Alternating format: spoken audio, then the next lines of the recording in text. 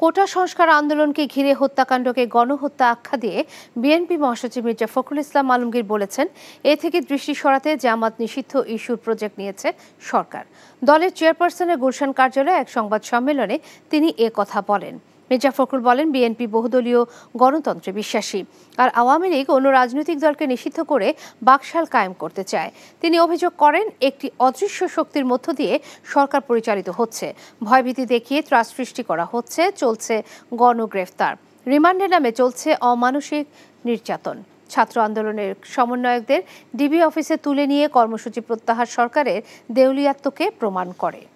গণহত্যা বলে আমি আজকের আমাদের বক্তব্যের মধ্যে গণহত্যা বলা আছে। আপনারা জাতিসংঘের হস্তক্ষেপের যে বিষয়টি তারা বলেছেন, হ্যাঁ, আমরা তো মনে করি জাতিসংঘের হস্তক্ষেপ হওয়া উচিত। আমরা দেখছি যে যাদেরকে হত্যা করা হলো তাদের পরিবার পরিজনকে কিছুকে নিয়ে এসে তাদের সামনে আপনার সেই কুম্ভীরাস্ত্র বর্ষণ করে তাদেরকে আবার টাকা দেওয়া হলো, কিছু টাকা দিয়ে। এভাবে কি আপনার সেই পরিবারের কোনো সমস্যার সমাধান করে? আপনার গুলি করে মেরেছেন, আপনার পুলিশ গুলি করে মেরেছে। সেই একটা পুলিশের এখন পর্যন্ত আপনি ব্যবস্থা করার জন্য ব্যবস্থা নিলেন না। যে সরকার একটার পর একটা ইস্যু তৈরি করে, সেই ইস্যুকে ডাইভার্সনের দিকে নিয়ে যায়। এখন আবার এটাকে তারা ওই একই আরেকটি তাদের একটা প্রজেক্ট। আমরা ভাই বহুদলীয় গণতন্ত্রে বিশ্বাস করি। এখন জন্ম সনদ দিয়ে খোলো বিকাশ স্টুডেন্ট অ্যাকাউন্ট। নিজের বিকাশ নিজে কর।